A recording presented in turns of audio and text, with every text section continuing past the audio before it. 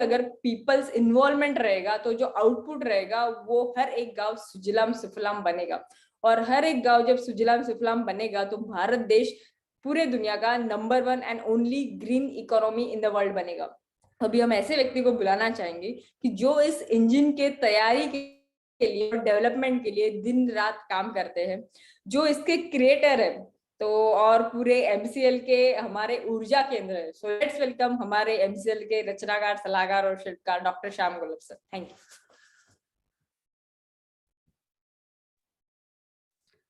Thank you madam and good morning everyone. दोस्तों नमस्कार, मैं डॉक्टर श्याम गोलब फिर से एक बार आपका इस ट्रेनिंग सेशन में स्वागत करता हूं। मैं आशा करता हूं कि आप सभी लोग स्वस्थ हो और आप अपने साथ अपने परिवार का, यानी घर का परिवार और एमसीएल परिवार दोनों का ख्याल रख रहे हैं। मैं ये भी उम्मीद करता हूं कि आप सभी लोग 1 घंटा बहुत अच्छी एक्सरसाइज कर रहे हो, अपने हार्ट अपने लंग को मजबूत कर रहे हो और अपनी इम्यूनिटी को बढ़ा रहे हो। तो चलिए शुरुआत करते हैं आज के टॉपिक से। दोस्तों, इस दुनिया में, इस धरती माँ ने करोड़ों सालों से करोड़ों जीवों को पाला है। ये मनुष्य, ये भी इन करोड़ों जीवों में से एक जीव है।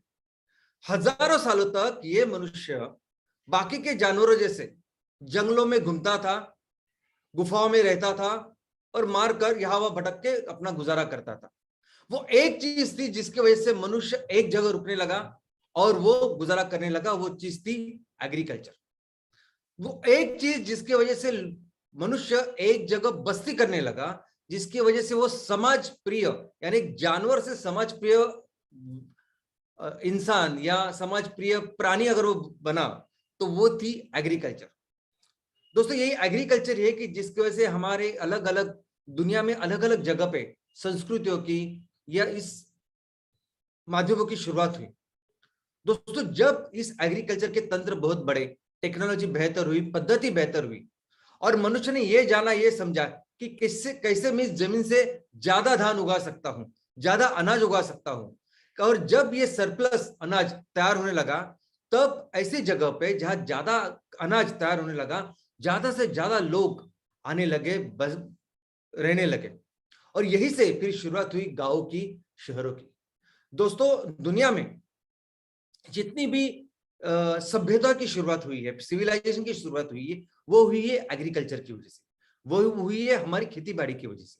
और इस खेती की वजह से ही अगर आप देखोगे तो दुनिया में जितने भी पुराने या संस्थापक हम कह सकते हैं कि सभ्यता, जैसे हमारी सिंधु घाटी की सभ्यता है, बाकी दुनिया में चाइनीज, मेसोपोटामियन, ऐसी अलग अलग सभ्यताएं, वहां वो जो प्रदेश थे जहां जहां ये सभ्यता की शुरुआत हुई, वो सभी प्रदेश इस एग्रीकल्चर के लिए अच्छे थे।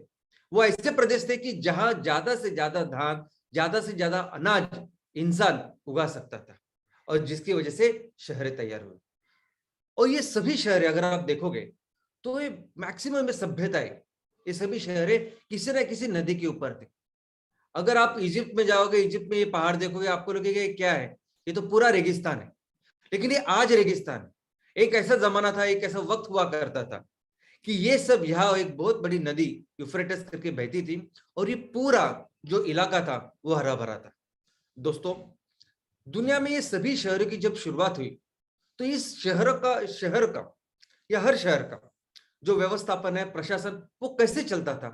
तो हर शहर का प्रशासन चलाने के लिए एक समिति थी, जिसको ही हम लोग आज समझने वाले हैं और जिसको ही हम लोग म्युनिसिपालिटी, म्युनिसिपल काउंसिल ऐसा बोलते हैं। अगर भारत के इतिहास की बात करें तो भारत में जो भी इतिहास है, उस ज्यादा से ज्यादा इतिहास हमें पता चलता है वेदों से। वेदों में जो लिखा है उसमें से, वेदों में यह कहा है कि जब इस बस्तियों का, शहरों की शुरुआत हुई, समुदाय की शुरुआत हुई, तो समुदाय अलग अलग हिस्सों में बंट गए और हर समुदाय को ट्राइब्स ऐसे कहा जाता था, ट्राइब्स, राज्य। और उनकी जो प्रमुख थे उस ट्राइब्स के, उन्हें कहते थे राजन या राजा। अभी ये जो राजा थे, ये राजा किसको बनाते थे? ये राजा उसको बनाते थे कि जो उस समुदाय का, जो उस ट्राइब का सबसे शक्तिशाली, सबसे कैपेबल ऐसा व्यक्ति हो, जिसका सबसे प्रमुख इंपॉर्टेंट कर्तव्य यही रहता था कि अपने इस ट्राइब की, अपने इस राज्य की लोगों की रक्षा करना। तो लोगों की रक्षा करना ये प्राथमिक कर्तव्य होता था कि जिसके बलबूते पर इस राजा को चुना जाता था। दोस्तों, जब धीरे धीरे आगे इस राजा का अपना एक कार्यालय बना और इस संरक्षण, ये जो मिलिट्री चीज है, इसकी वजह से उसका एक अपना व्यवस्थापन बना। उसके बाद कई सारे ऐसी चीजें जो लोगों के लिए चाहिए थी, यानी इस पूरे राज्य में संरक्षण छोड़ के न्याय व्यवस्था, वहां लोगों के लिए जो अच्छी सोई सुविधा करनी है उसके लिए कर की व्यवस्था, लोग अगर वहां खेती बाड़ी कर रहे हैं तो उसके लिए जो चीज हो सकता है वो करें। तो अलग अलग डिपार्टमेंट उसके तैयार हुए। लेकिन दोस्तों, हमेशा इस राज्य में एक सभा होती थी और समिति होती थी। सभा यानी उस राज्य में, उस शहर में जो लोग रहते थे उनसे बन के होती थी सभा। और ये लोग अपने में से कुछ लोगों को चुन के या उनके कुछ प्रतिनिधित्व करते थे, ऐसे लोगों से बनती थी समिति। दोस्तों, मैं आपको बताना चाहता था कि उन दिनों में भी सबसे ज्यादा पावर, सबसे ज्यादा अधिकार अगर किसके पास होता था तो वह सभा और समिति के पास होता था।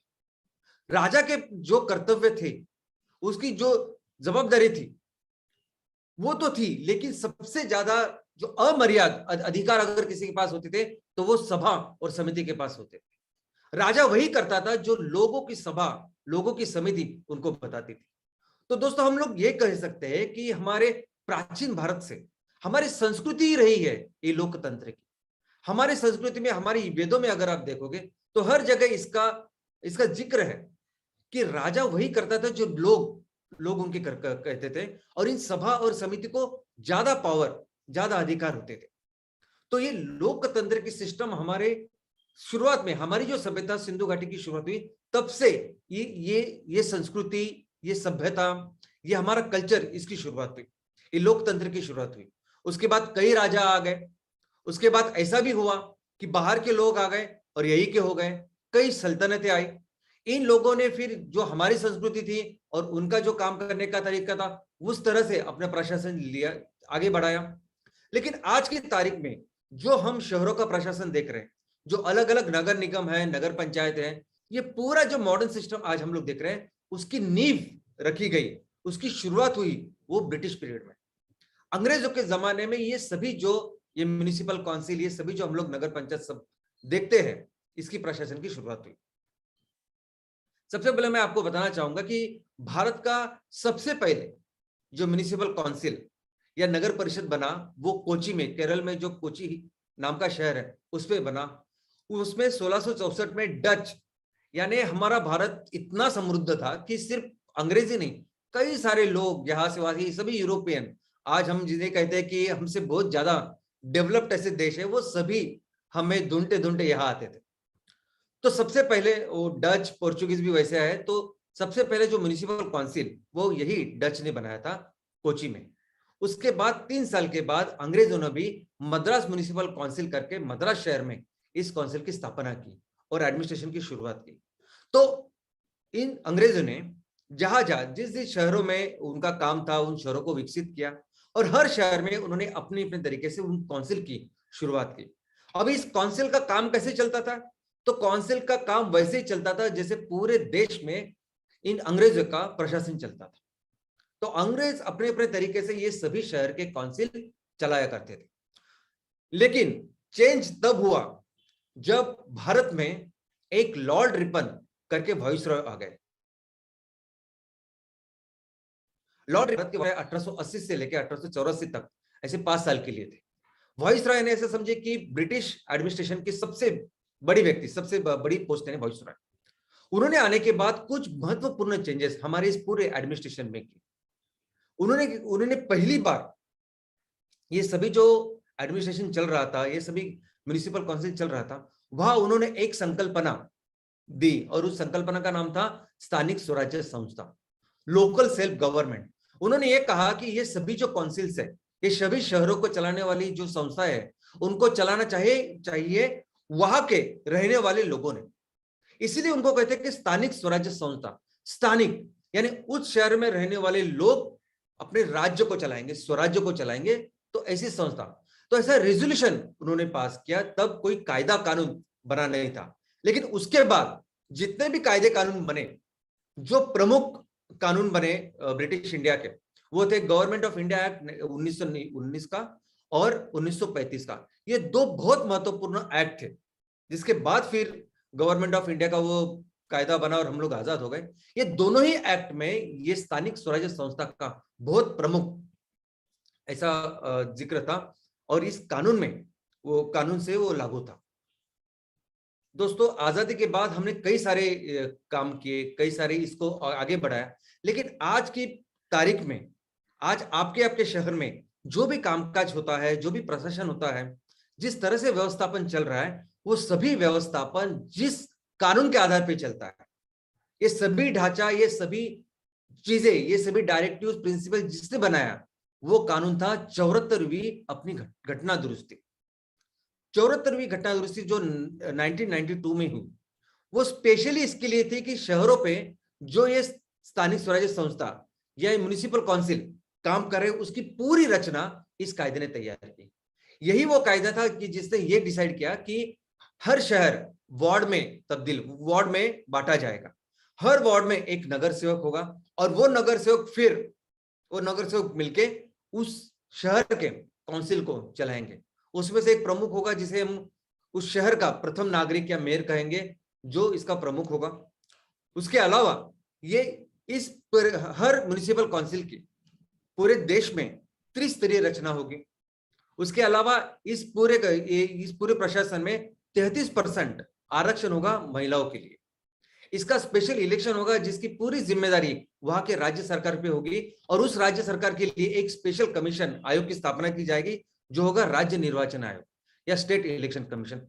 ऐसे सभी चीज, यानी क्वालिफिकेशन, डिसक्वालिफिकेशन, सभी जो वार्ड कमेटी से लेके कुछ ऐसे भी सदस्य होते हैं जो अगर उनका नॉलेज अच्छा है तो उनको हम स्वीकृत सदस्य करके ले सकते हैं। ये सभी चीजों की शुरुआत हुई 1992 में। 1992 की जो 74वीं घटना दुरुस्ती है, ये पूरा वही ढांचा है जिसके ऊपर आज की तारीख में हमारे देश में ये सभी शहरों का कानून चलता है, व्यवस्थापन चलता है।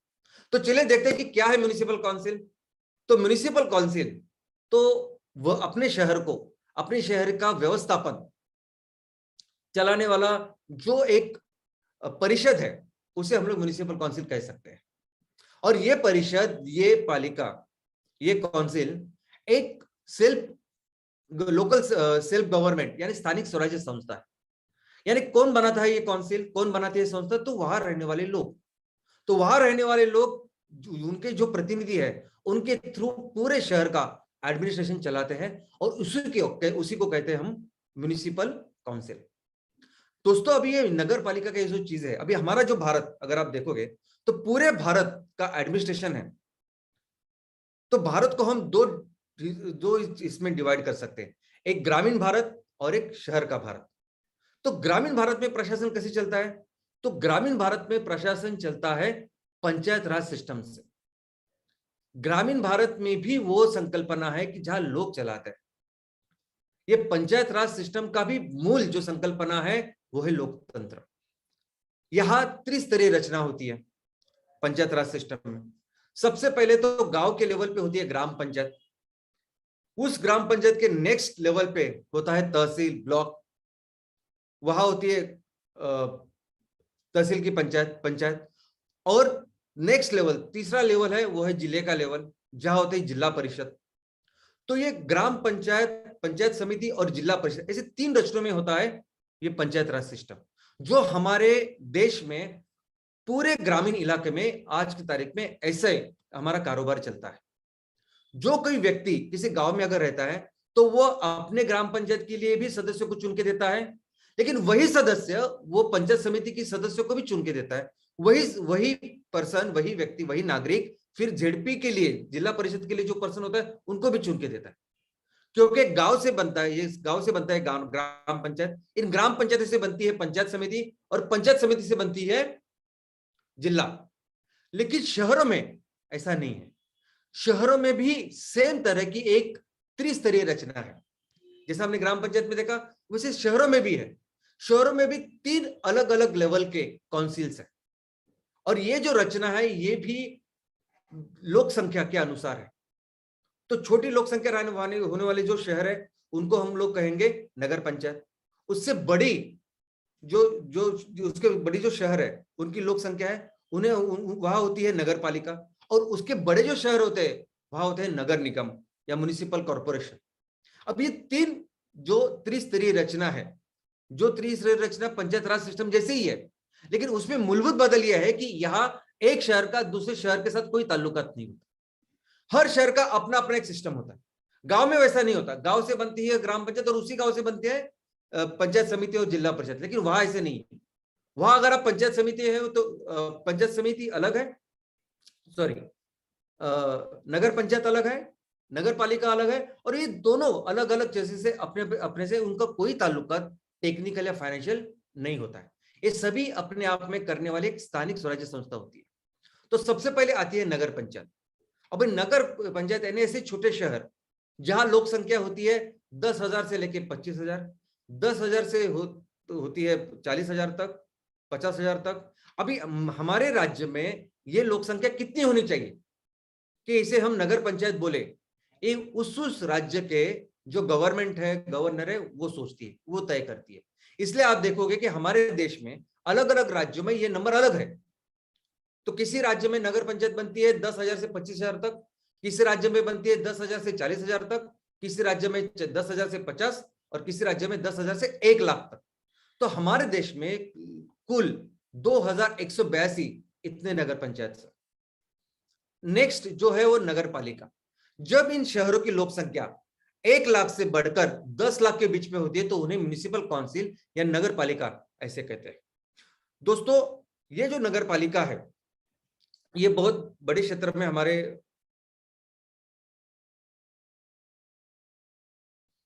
यह है।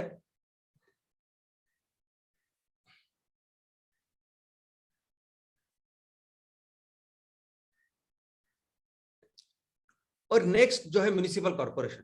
म्युनिसिपल कॉर्पोरेशन यानी वो नगर पर वो शहर जहां उनकी लोक संख्या 10,00,000 से भी ज्यादा। तो ऐसे हमारे देश में कुल 109 ऐसे शहर है कि जहां म्युनिसिपल कॉर्पोरेशन चलती है। तो भी इस शहरों का ये जो म्युनिसिपल कॉर्पोरेशन है, ये सभी शहरों को चलाने वाली ये एक परिषद है। इनका क्या फंक्शन होता है, क्या क्या काम करते हैं? तो अगर आप कोई पूरा इवोल्यूशन देखोगे किस तरह से इसकी शुरुआत हुई, तो सबसे पहला प्राथमिक कार्य क्या था कि अपने लोगों का रक्षण करना, और उसके बाद फिर अलग अलग बाकी के सब फंक्शन कार्य की शुरुआत हुई। तो आज की तारीख में अगर हम देखोगे समझेंगे तो आज हमारा एक महान देश है, इस देश के अंदर ये सब शहर है। तो ये जो सुरक्षा का जो विषय है, ये सुरक्षा का विषय देश एज ए देश हम लोग लेते हैं, लेकिन बाकी के सभी फंक्शंस, बाकी के सभी ऐसे कार्य कि जो लोगों के हित में है, जिससे हम अपने शहर के लोगों का जो सोशियो इकोनॉमिक कंडीशन, उनकी सामाजिक आर्थिक परिस्थिति अच्छी कर सकते हैं, उनका जीवन बेहतर कर सकते हैं, उन्हें जो बेसिक सुविधा चाहिए उससे लेके वो कैसे खुद को डेवलप कर सकते हैं, इन सभी चीजों में कार्य कर सकती है ये म्युनिसिपल काउंसिल। दोस्तों, इसीलिए लोगों को जो जरूरी चीजें वो पूरी देने का, उसको प्रोवाइड करने का जिम्मा होता है उस म्युनिसिपल काउंसिल के ऊपर। शुरुआत करते हैं पानी, वाटर सप्लाई। पानी हर हर घर को प्रॉपर पानी मिलना चाहिए, इसका ख्याल रखती है म्युनिसिपैलिटी। उसके अलावा वहां के लोगों को अच्छी मेडिकल फैसिलिटी मिलनी चाहिए, इसलिए दवाखाना हो, हॉस्पिटल है, ये भी तैयार कर सकती है म्युनिसिपल काउंसिल। नेक्स्ट, वहां के जो बच्चे हैं जिनको एजुकेशन की जरूरत है, जो गरीब हो सकते हैं, उनके लिए स्कूल शुरुआत कर सकती है म्युनिसिपल काउंसिल। रोड्स, इंफ्रास्ट्रक्चर, क्योंकि इतनी सब जब आबादी होती है, लोग यहाँ एक जगह से दूसरी जगह जाते हैं, तो कई तरह के कम्युनिकेशन का साधन तैयार कर सकते हैं म्युनिसिपल काउंसिल, जिसमें रोड अहम है। नेक्स्ट, स्ट्रीट, सार्वजनिक जगहों पे जो लाइटिंग होती है उसका भी ख्याल रखती है म्युनिसिपल काउंसिल। चाहे वो रोड्स हो, चाहे वो कोई भी सार्वजनिक जगह हो, वहां लाइटिंग की व्यवस्था करती है। ड्रेनेज, चाहे वो समुद्र, चाहे वो बरसात के पानी का ड्रेनेज हो, चाहे वो हमारे टॉयलेट का ड्रेनेज हो, या कोई भी ऐसा वेस्ट वाटर का ड्रेनेज जो हम लोग वेस्ट वाटर जो वहां के नागरिक तैयार करते हैं, तो उनका ड्रेनेज सिस्टम का ख्याल रखती है म्युनिसिपल काउंसिल। फायर ब्रिगेड, तो अग्निशमन का ये भी बहुत इंपॉर्टेंट काम है म्युनिसिपल काउंसिल का। मार्केट प्लेसेस, दोस्तों हमारे इस शहर के इकोनॉमिक आर्थिक व्यवस्था कैसे बेहतर बने, इसके लिए बहुत इंपॉर्टेंट काम करती है म्युनिसिपल काउंसिल, क्योंकि ये बहुत अहम ऐसा सब्जेक्ट है। वहां रस्तों पे जो व्यावसायिक काम करते हैं, छोटे मोटे धंधे करते हैं, उनसे लेके बड़ी बड़ी जो बिजनेस हाउसेस है, जहां आप ऑफिसेस कर सकते हैं, कार्यालय तैयार कर सकते हो, ऐसी सब चीजों की व्यवस्था करने के लिए जो कुछ इंफ्रास्ट्रक्चर तैयार करना है वो करती है म्युनिसिपल काउंसिल। तो मार्केट प्लेसेस का इंतजाम करना या किसी बिजनेस हाउसेस के लिए एक सीबीडी, एक सेंट्रल बिजनेस डिस्ट्रिक्ट बनानी, ये सभी काम करती है बिजनेस काउंसिल, ये म्युनिसिपल काउंसिल। इसके अलावा अपने शहर में जो लोग हैं उन लोगों का सेंसस, उन लोगों का जन्म नोंदनी, जन्म बर्थ रजिस्ट्रेशन, मृत्यु नोंदनी या डेथ रजिस्ट्रेशन, ये सब ख्याल रखती है म्युनिसिपल काउंसिल। उसके अलावा सैनिटेशन एंड क्लीनलीनेस, जो साफ सफाई है, इसका भी ख्याल रखती है म्युनिसिपल काउंसिल। कचरा, जब इतने सारे लोग आज की तारीख में हम लोग देखते हैं कि कई सारा सॉलिड वेस्ट तैयार होता है, तो ये सभी जो सॉलिड वेस्ट हमारे शहर में तैयार होता है, इसको कलेक्ट करने का और उसकी साइंटिफिक शास्त्रीय जो व्यवस्थापन करना है, उसकी भी जिम्मेदारी होती है म्युनिसिपल काउंसिल। और सिर्फ सॉलिड वेस्ट ही नहीं, लिक्विड वेस्ट, जिसमें टॉयलेट का पानी है या बाकी का जो पानी हम लोग इस्तेमाल करते हैं वो ग्रे वाटर है, इस सभी पानी के लिए हर मैक्सिमम जो शहर है, मैक्सिमम जो म्युनिसिपल काउंसिल है, वो एसटीपी जैसे सीवेज ट्रीटमेंट प्लांट हो गए या पानी के ऊपर प्रक्रिया करने वाले प्लांट ऐसे लगाते हैं, क्योंकि ये उनकी जवाबदारी जिम्मेदारी होती है। और अपने बच्चे हैं, युवा है, उनके एक अच्छी सेहत के लिए, उनके खेलकूद के लिए भी इंतजाम करती है म्युनिसिपल काउंसिल। तो वहां प्लेग्राउंड्स है, मैदाने हैं, यहाँ तक कि जो बूढ़े लोग रहते हैं हमारे शहरों में, उनके लिए भी जो उद्यान है, पार्क है, ये सभी, इसका भी इंतजाम, इसकी भी जिम्मेदारी म्युनिसिपल काउंसिल की होती है। तो म्युनिसिपल काउंसिल ये वो सभी चीज कर सकती है कि जिससे थोड़ी सी ज्यादा इनकम म्युनिसिपल काउंसिल की हो, क्योंकि अल्टीमेटली अगर शहरों में जो लोग रहते हैं उनको अच्छे सोई सुविधा देनी है, उनके लिए अच्छे इंतजाम करने हैं, उनकी लाइफ बेहतर बनानी है, तो उसके लिए फिर पैसे चाहिए। तो ये पैसे कहाँ से आएंगे?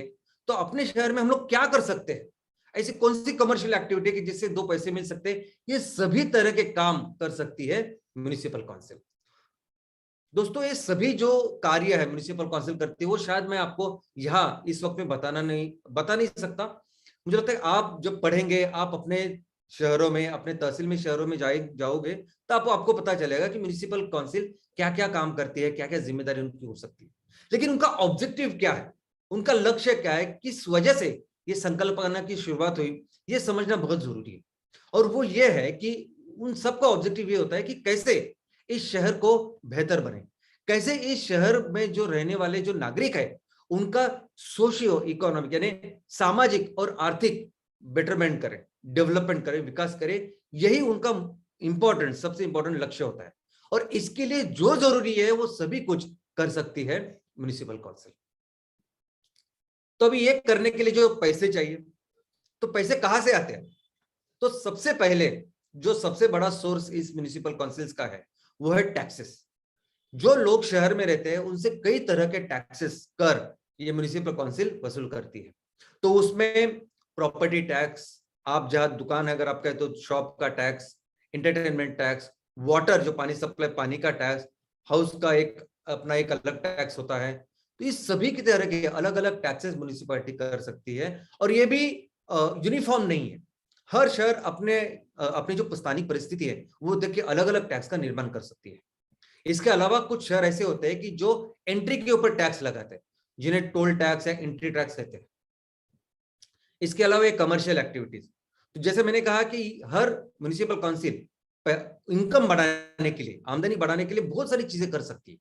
तो अगर वहां उन्हें पर्यटन को बेहतर बनाना है, कुछ दूसरी चीज का निर्माण करना है, और ये चीज निर्माण करके उससे फिर टैक्स वसूल कर सकते हैं या प्रवेश शुल्क वसूल कर सकते हैं, और ये भी एक अच्छा इनकम म्युनिसिपैलिटी को हो सकता है। उसके अलावा जो लोग उस शहर में रहते हैं वो किसी बहुत सारे टैक्सेस भरते हैं, यानी केंद्र सरकार को कोई टैक्स देते हैं, राज्य सरकार को टैक्स देते हैं। तो इस केंद्र सरकार और राज्य सरकार को जो टैक्स मिलते हैं उनका भी एक शेयर इनको प्राप्त होता है।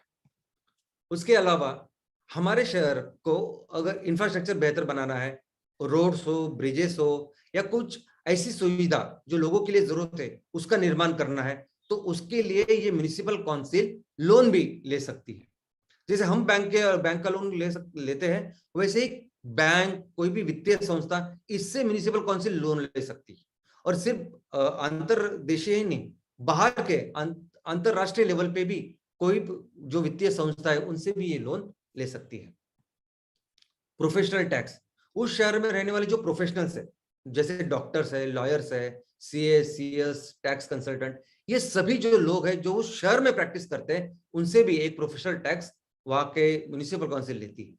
उसके अलावा कोई ऐसी चीज जो उस म्युनिसिपल काउंसिल ने लोगों के लिए तैयार की है खर्चा करके, तो उससे वो टैक्स ले सकती है।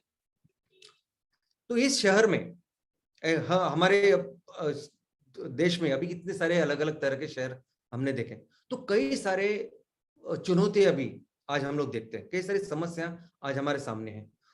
उसमें से सबसे बड़ी समस्या अगर कुछ है तो वो है बहुत तेजी से बढ़ने वाली आबादी, बहुत तेजी से बढ़ने वाले शहर। आबादी मतलब शहर।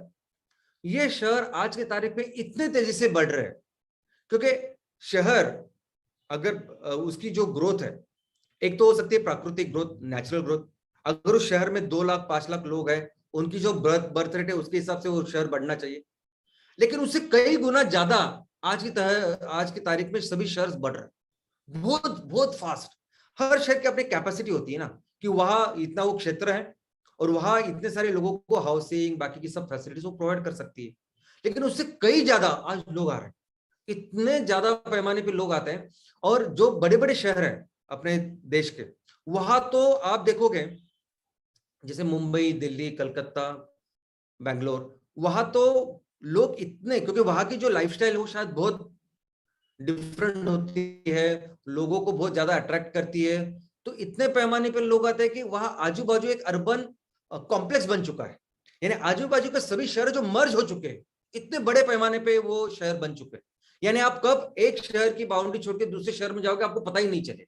मुंबई में कब आप मुंबई छोड़ के ठाणा जा रहे हो, पनवेल जा रहे हो, नवी मुंबई जा रहे हो, आपको पता ही नहीं चलेगा। और ऐसा हर जगह हो रहा है। और इतनी जो रैपिड एक्सपेंशन हो रहा है सिटीज का, शहरों का, उसकी वजह से कई सारी समस्या का निर्माण हो रहा है। सबसे पहले समस्या है भीड़ की। जहां देखो वहां आपको भीड़ नजर आएगी। यानी सिर्फ मार्केट प्लेसेस, सिर्फ स्टेशन, रेलवे स्टेशन हो या बस स्थानक हो, सिर्फ इस पे नहीं, सिर्फ कार्यालय पे नहीं, तो बहुत सारी जगह पे। और इस भीड़ की वजह से क्या होता है कि हर शहर का अपनी एक सुंदरता होती है। कोई भी शहर हो, कि छोटा हो बड़ा हो, वो सुंदरता फिर इस भीड़ में खो जाती है। हर शहर का अपना कल्चर होता है, एक संस्कृति होती है, और ये संस्कृति भी इस भीड़ में कहीं खो जाती है। दोस्तों, दूसरी बहुत इंपॉर्टेंट जो परेशानी है वो है हाउसिंग, घर की। इतने सारे लोग सब आएंगे, शहरों में बसेंगे, तो फिर लोगों के लिए रहने के लिए व्यवस्था नहीं हो सकती पर्याप्त। तो इसलिए बहुत सारे लोग शहरों में न रह के, शहरों में क्यों आते हैं? तो रोजी रोटी के लिए, काम धंधा के लिए, पैसे कमाने के लिए। लेकिन रहते कहाँ है? बाहर, जहां अवेलेबल हो, उपलब्ध हो घर। तो बहुत सारे लोग तो काम करते हैं शहर में, लेकिन रहते हैं बाहर। आने के लिए 2 घंटा, जाने के लिए 2 घंटा, 4 से 5 घंटा तो उनका सिर्फ कभी कभी सिर्फ इस ट्रांसपोर्टेशन में चला जाता है। और एक बहुत इंपॉर्टेंट ऐसा रिसोर्स, इन लोगों का रिसोर्स, जो टाइम, जो रिसोर्स है इंपॉर्टेंट, वो आज हम लोग वेस्ट कर रहे हैं। और इससे क्या होता है, फिर ये जो ट्रांसपोर्टेशन, कम्युनिकेशन है, उसके ऊपर बहुत सारा प्रेशर आता है। तो स्थानिक ट्रेनें हैं, स्थानिक बस है, इन पे बहुत सारे प्रेशर आज हम लोग देख सकते हैं।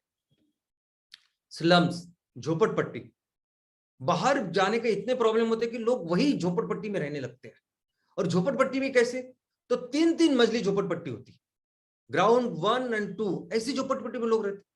कैसे उनकी सुविधा क्या होगा? और सबसे पहले सबसे ज्यादा प्रॉब्लम तो वो वहां रहने वाले परिवार और उनके बच्चों का होता है। किसी भी राष्ट्र के लिए सबसे बड़ी रिसोर्स, धरोहर क्या है? तो वहां बच्चे और युवा। और बच्चे अगर ऐसे झोपड़पट्टी में पढ़ेंगे, बड़े होंगे, तो कैसे उनका शारीरिक स्वास्थ्य, मानसिक स्वास्थ्य, उनकी पढ़ाई, उनकी आदतें, और कैसे आगे के समाज का हम लोग निर्माण करेंगे? तो इस झोपड़पट्टी की वजह से बहुत सारी प्रॉब्लम्स क्रिएट होती है। हमारे क्राइम्स शहर के बढ़ते हैं, अनएम्प्लॉयमेंट, बेरोजगारी, शहरों में अभी बेरोजगारी भी बहुत बढ़ती है इसकी वजह से, वो ज्यादा लोग आने की वजह से, क्योंकि एक क्षमता होती है शहर की और इतने सारे लोग आते हैं। अभी वहां के ऑलरेडी जो लोग हैं उनकी तो है ही बेरोजगारी की समस्या, लेकिन बाहर के लोग आते हैं वो भी होती है, बढ़ती है समस्या। और ये बेरोजगारी भी दो प्रकार की होती है। एक तो वो बेरोजगार जो हमें दिखाई देते हैं, जो घर में बैठे रहते हैं, उन्हें कुछ काम नहीं, लेकिन दूसरे ऐसे भी लोग हैं जो हमें लगते हैं काम करते हैं, लेकिन वो उन्हें कहते हैं छुपी बेरोजगारी।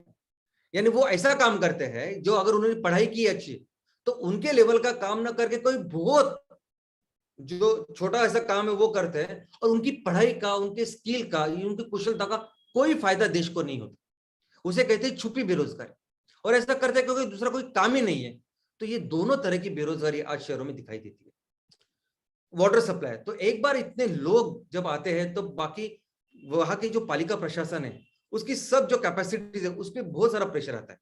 तो पानी के प्रॉब्लम है, जो लोग वहां रहते हैं, परिवार रहते हैं, उनकी बेसिक चीजें कुछ लगती है, नहाना होता है, टॉयलेट की व्यवस्था है, बाकी सब चीजों की व्यवस्था है, और इन सभी चीजों के ऊपर बहुत सारा प्रेशर फिर आता है। और बाद में फिर लोगों की ऐसी अवस्था हो जाती है। सॉलिड वेस्ट का भी बहुत बड़ी समाज आज हमारी ऑलमोस्ट हर शहर में।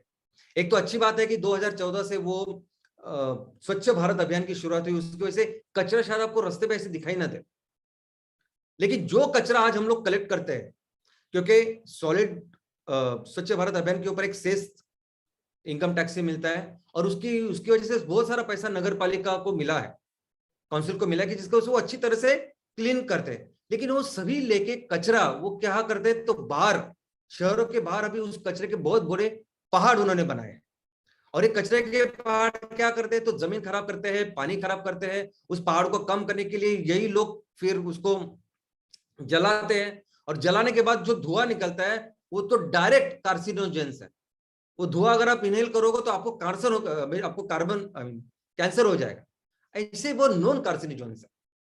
और अर्बन क्राइम्स, और इन सभी की वजह से शहरों में बहुत बड़ी लेवल पे अभी क्राइम्स बढ़ रहे हैं।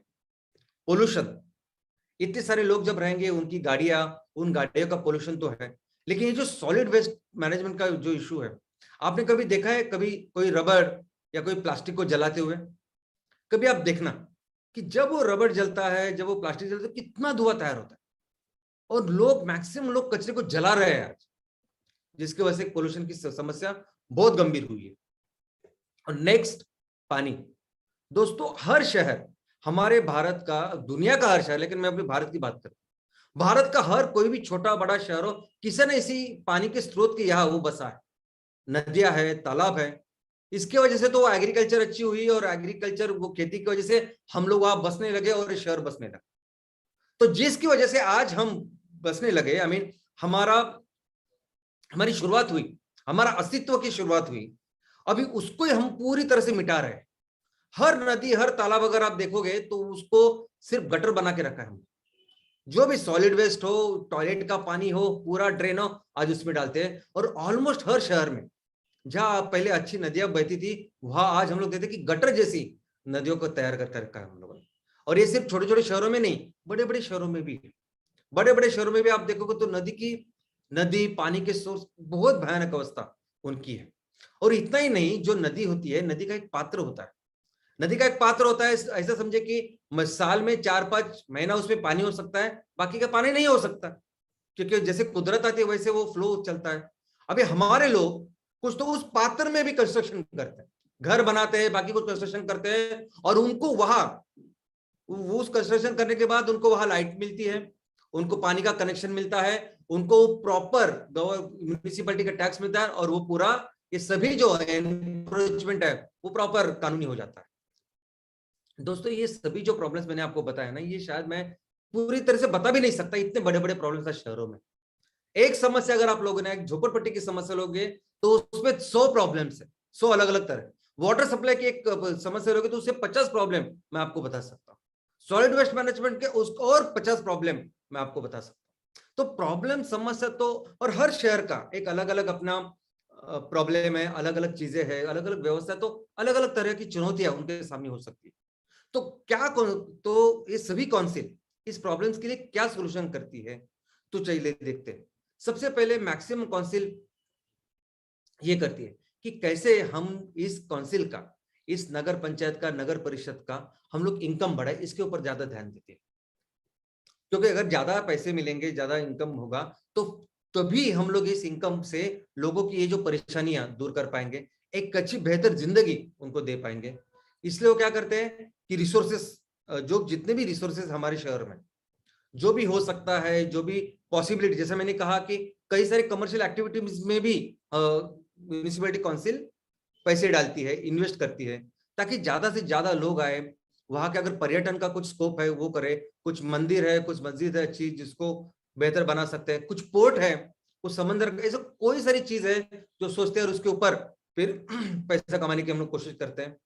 नेक्स्ट, एडमिनिस्ट्रेशन, जो वहां का कार्य व्यवस्थापन है उसको बेहतर बनाना, क्योंकि हर शहर में ये जो गंदगी बढ़ रही है वो किसी ना किसी गैर कानूनी गलत चीज की वजह से हो रही है। तो अगर हम बेहतर अपनी कार्यकुशल अगर व्यवस्थापन करें तो ये चीजें बहुत कम कर सकती है। इसलिए बहुत सारे काउंसिल उसके ऊपर ध्यान देते हैं। और ऑफ कोर्स लोगों का पार्टिसिपेशन, लोग जो है, कई सारे चीजें तो हम लोग लोगों के साथ कंट्रोल कर सकते हैं, बेहतर बना सकते हैं। तो लोगों को इसके बारे में बताना, लोगों के बीच में जन जागृति करना, और लोगों को फिर लोगों को साथ लेके फिर ये सभी प्रॉब्लम्स को दूर करना, ये बहुत ही इंपॉर्टेंट ऐसा सॉल्यूशन है जिसके ऊपर कई सारे कॉर्पोरेशंस काम करती है। लेकिन दोस्तों, एमसीएल की सोच थोड़ी सी इससे अलग है। अभी ये सभी जो हमारे देश में अगर आप देखोगे तो अर्बनाइजेशन, ये शहरीकरण धीरे धीरे बढ़ रहा है। शायद जो स्पीड है वो बहुत ज्यादा है। आज की तारीख में ऑलमोस्ट 50% लोग शहरों में रह रहे हैं, और हर तरह के शहर हैं, छोटे शहर, बड़े शहर, और हर शहर की अपनी अपनी प्रॉब्लम्स है, अपनी अपनी चुनौती है, अपनी अपनी कल्चर है, सब कुछ है, स्ट्रेंथ है, वीकनेस है, सब कुछ है। और हर काउंसिल, हर जो व्यवस्थापन करने वाला ये जो नगर परिषद, ये जो संस्था है, ये अपने अपने तरीके से उसको मेहनत भी कर रही है, उसके ऊपर काम भी कर रही है, लोग भी शायद काम कर रहे हैं। लेकिन इन सभी प्रॉब्लम्स के ऊपर, ये सभी चुनौतियां, ये सभी प्रॉब्लम्स आज हमें नजर आ रहे हैं, ऑलमोस्ट हर शहर में नजर आ रहे हैं। इसके ऊपर एक बहुत स्ट्रांग सोल्यूशन है, इसके ऊपर एक ऐसा सोल्यूशन है जो लॉन्ग लास्टिंग है, एक ऐसा सोल्यूशन है जो सस्टेनेबल है, एक ऐसा सोल्यूशन है जो शायद सभी प्रॉब्लम के ऊपर एक सबसे बढ़िया लॉन्ग लास्टिंग ऐसा उपाय हो सकता है। और वो सोल्यूशन क्या है? तो वो सोल्यूशन है खेती, वो सोल्यूशन है एग्रीकल्चर और ग्रामीण विकास। दोस्तों, कहां से आते हैं ये लोग?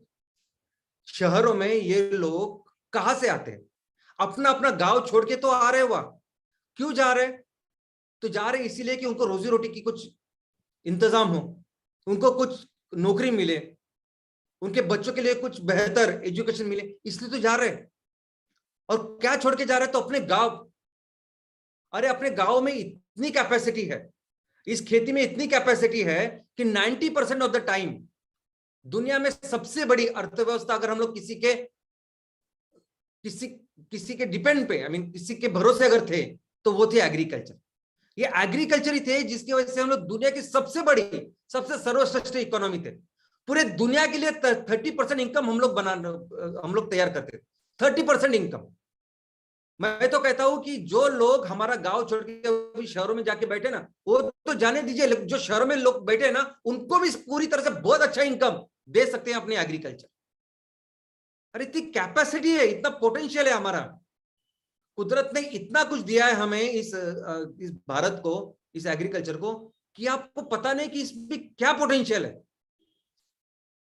आपको लगता होगा कि वो 90% ऑफ द टाइम वो तो पुराना जमाना था, अभी तो नया जमाना है, नया जमाने में टेक्नोलॉजी बहुत बढ़ गई है, नया जमाने में फैक्ट्री होनी चाहिए, ऑफिस होनी चाहिए, तब जाके होगा। अभी गांव में क्या रखा है? गांव में थोड़ी ऐसा पहले जैसा होगा जैसे पहले हुआ था। पहले ठीक है, हम लोग बहुत बड़े थे, अभी कैसे होगा वो?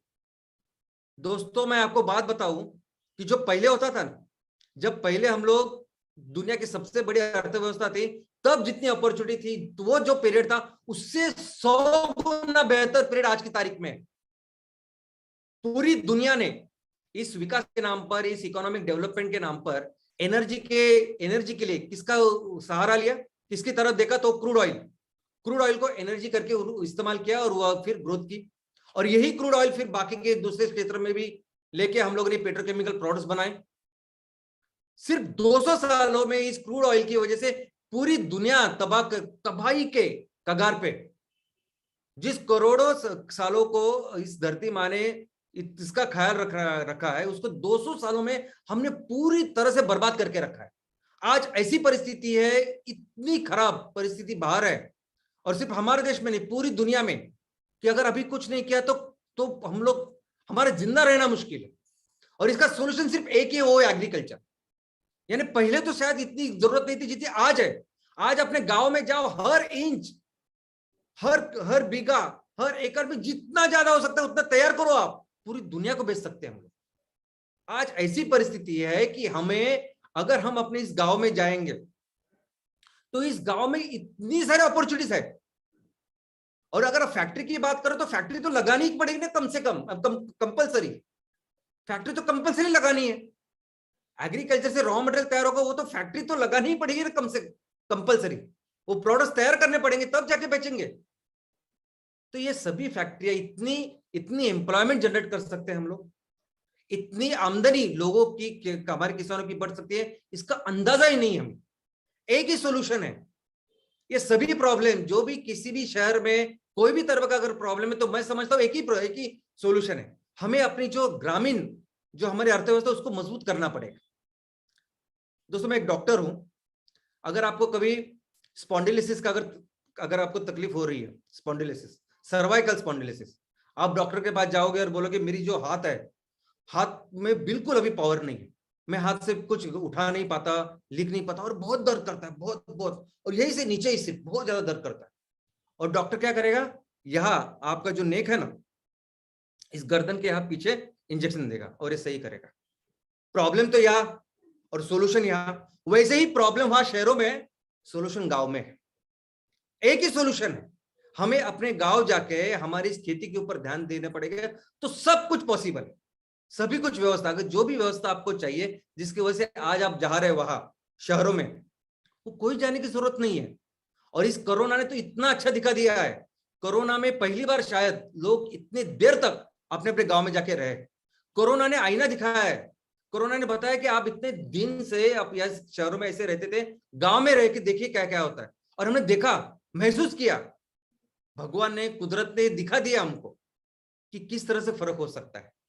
और अगर ये सब परिस्थिति बदलनी है, ये रूरल, ग्रामीण विकास या कृषि, इसको बेहतर करना है, पूरे देश को फिर से बड़ी इकोनॉमी करना है, तो एक ही व्यक्ति ये कर सकता है, और वो है हमारा किसान। एक ही, कोई नहीं कर सकता।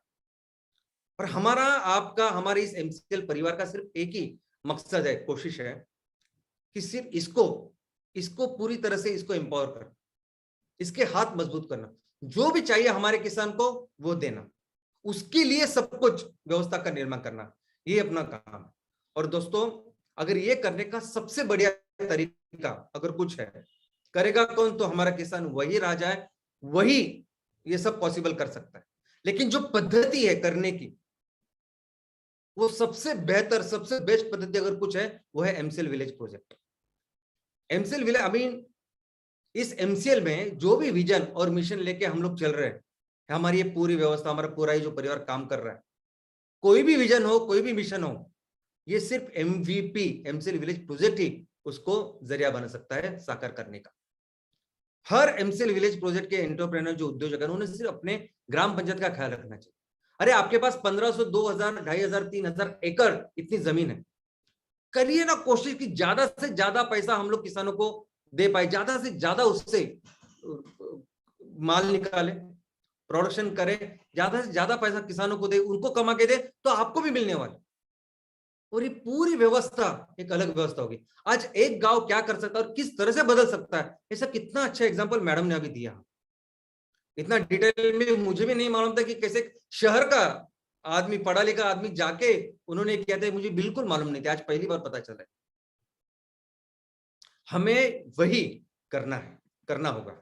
और हमारी ये जो माँ है, हमारी जो धरती माँ है, हमारी भारत माता है ना, इसमें बहुत कुछ है।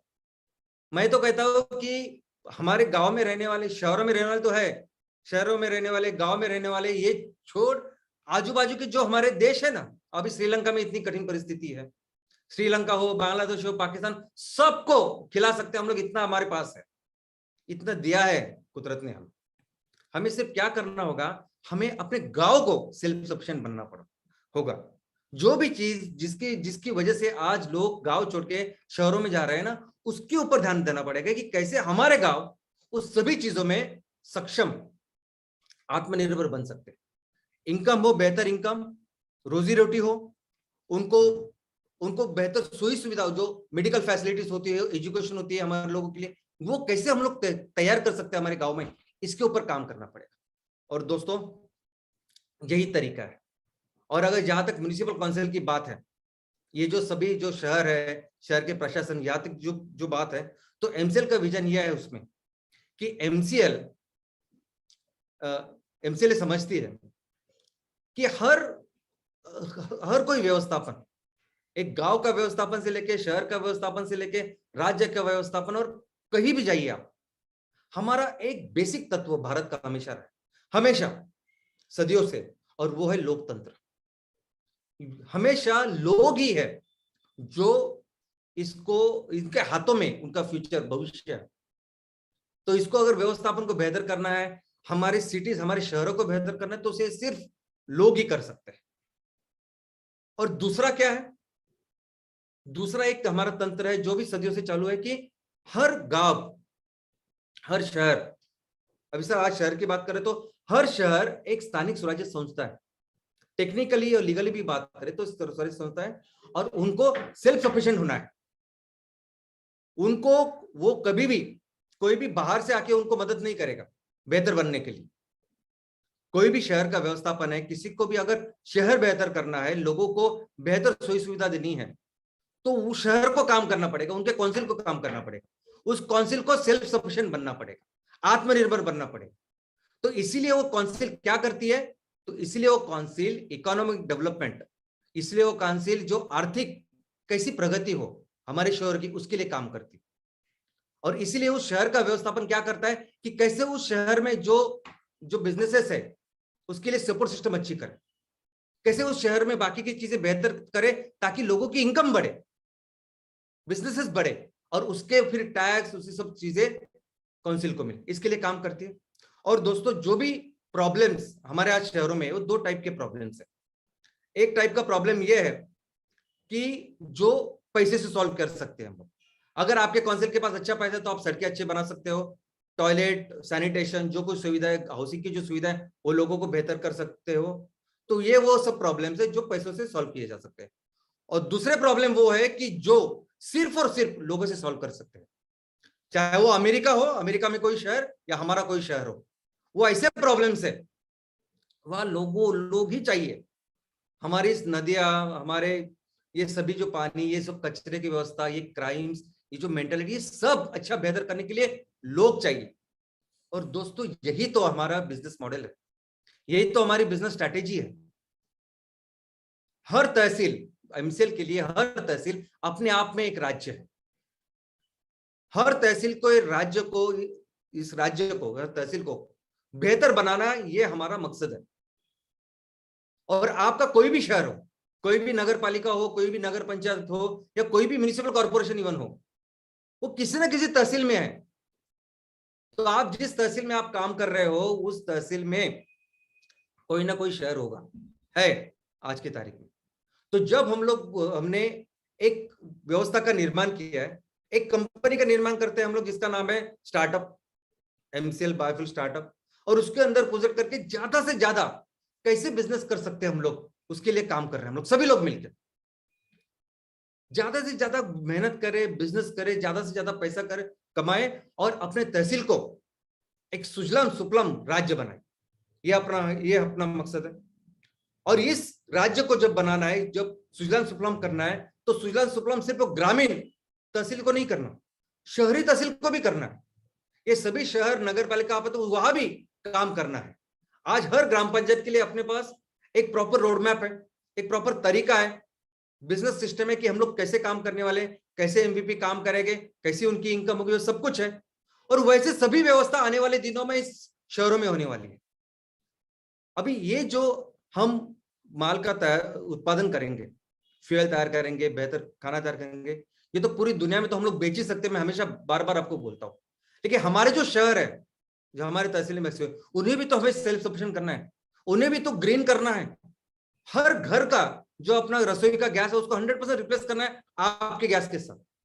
जो भी गाड़ी आज चल रही है, 2 व्हीलर से लेके बस तक या रिक्शा से लेकर ट्रक तक, ये सभी गाड़ियों को हमें अपने इस स्वच्छ ईंधन के ऊपर चलाना है। ये भी तो बेचना है वहां उस तहसील में, उस शहरों में। जो आज कैंसर युक्त जो खाना आज बढ़ रहा है, जिसको लोग खा रहे हैं, उसको रिप्लेस करना है। कल जाके वड़ा पाव होगा तो 100% वड़ा पाव होगा जिसको हम लोग बेचेंगे शहरों में। तो ये सभी काम करना है, और इसकी भी एक प्रॉपर ब्लूप्रिंट सब कुछ रेडी है, जो समय पे बहुत ही, ये फैक्ट्री लगने के बाद हम लोग आपको बताएंगे कि क्या एक्चुअली करना है, कैसे शहरों में भी हम लोग ज्यादा से ज्यादा बिजनेस करते हैं। क्योंकि बाहर के कितनी सारी कंपनी आके आज अभी बिजनेस कर रही है, हर क्षेत्र में कोई ना कोई बाहर की कंपनी और बिजनेस कर रही है। हम लोग उसको पैसे दे रहे हैं और वो लोग पैसा कमा रहे होते हैं, और वो प्रॉफिट वहां लेके जा रहे हैं, अमेरिका, चाइना। यहाँ हमें मैक्सिमम करके बिजनेस करना है और ये प्रॉफिट हमारे लोगों को देना है। जो 20% CSR की बात हम लोग गांव के लिए करते हैं, वो पूरे तहसील के लिए है, वो हमारे शहरों के लिए भी है। जितना ज्यादा मेहनत करेंगे, जितनी बहुत और इतना पोटेंशियल है, इतनी पॉसिबिलिटीज है, इतना मिलके पैसा कमा सकते हैं हम लोग, मिलके धंधा कर सकते हैं, और वो सभी पैसे हम लोग अपने लोगों के लिए खर्च करेंगे।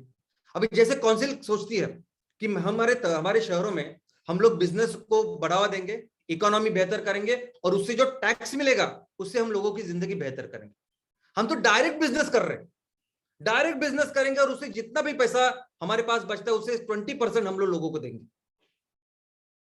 और ये कितना अच्छा काम हम लोग कर सकते हैं। और ये जो एमपीओ का काम है, ये किसके लिए है? ये लोग आने चाहिए, ये कम्युनिटी पार्टिसिपेशन होना चाहिए, क्योंकि हम जानते हैं कि बहुत सारे प्रॉब्लम सिर्फ और सिर्फ लोगों से ही सॉल्व होंगे। अगर हमें अपने देश को, हमारे तहसील को सुजलाम सुफलाम करना है, तो लोग आने चाहिए सामने, लोगों ने काम करना चाहिए। जैसे अभी मैडम ने जो उदाहरण दिया, कितना जबरदस्त उदाहरण है, मुझे भी बहुत कुछ मैंने सीखा कुछ उदाहरण से। कैसे लोग जब आते हैं तो कितना अलग ये सब कुछ बन सकता है। और वही कार्य, वही मकसद, वही लक्ष्य है इस एमपीओ का। और ये एमपीओ सिर्फ अभी गांव में नहीं, आने वाले दिनों में हम लोग शहरों में भी ये सब काम करेंगे।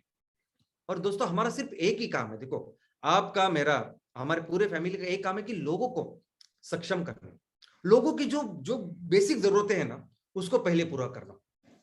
लोगों की आज जो रोजी रोटी, कपड़ा मकान हम लोग बोलते हैं ना, पहले उसका ख्याल रखना, और उसके बाद ये एजुकेशन, मेडिकल फैसिलिटी, ये सब की जो हम लोग कर सकते हैं। तो ये लोग बहुत सक्षम है, हर गांव को, हर शहर को हम लोग बहुत अच्छा कर सकते हैं। लोग बेचारे ये बेसिक चीजों के लिए ही यहाँ वहां घूम रहे हैं, और इसको हम लोग प्रॉपर सब दे सकते हैं। और मैं ये जो बातें आपको बोलता हूँ, ये तो अभी एक बहुत अच्छा एग्जांपल तो मैडम ने दिया ही है, लेकिन ये कोई भी चीज जो मैं आपको बोलता हूँ, ये कोई सपने विपने जैसा नहीं है। ऐसा हो सकता है, वैसा हो सकता है, ऐसा करेंगे, ऐसा कुछ नहीं है। ये तो इस अदर वे राउंड। हम लोग थे हमेशा बहुत अमीर थे, हमेशा, वो छोड़ के वो नहीं कर रहे इसलिए गरीब है, बस इतनी चीज है। और मैं सिर्फ ये बताना चाहता हूं कि आज, यानी उस टाइम जब अमीर थे, वो जो माल बेच रहे थे उससे ज्यादा कीमत आज है उस माल की, ऐसा मुझे बताना है आपको। अंग्रेज भी गरीब थे यहाँ जब आए थे, और हमारे यहाँ 400 साल रहने के बाद वो इतने अमीर हो गए, और बाकी के डच, पोर्चुगीज भी इसके लिए आए थे। तो मुझे लगता है हम जो भी हम लोग कर रहे हैं, हम लोग आराम से, हम लोग सब अगर मिलके आए तो हम आराम से बहुत जल्द भी हमारे शहरों को बहुत अच्छा कर सकते हैं, हमारा गांव को बहुत स्ट्रॉन्ग कर सकते हैं, और ये पूरा चित्र हम लोग बदल सकते हैं। और एक चीज कि आने वाले दिन, आने वाला सभी भविष्य मुझे लगता है कि गांव में है। हो सकता है कि आज जिस तरीके से लोग गांव से शहर जा रहे हैं, शायद गांव, शहर के लोग भी अच्छी जिंदगी के लिए, बेहतर जिंदगी के लिए गांव में आए, गांव में अच्छा काम करें। हम सब उनके साथ रहेंगे। आप जिस तरह से आप काम कर रहे हो अपने अपने तहसील में, ग्राम पंचायत में, वो पूरे जल्दी हम लोग तैयार कर पाएंगे। धन्यवाद, thank you. The future of India lies in its villages. That's what Honorable Mahatma Gandhi ji has said. Let's make it otherwise. The future of India lies in the hands of MCL,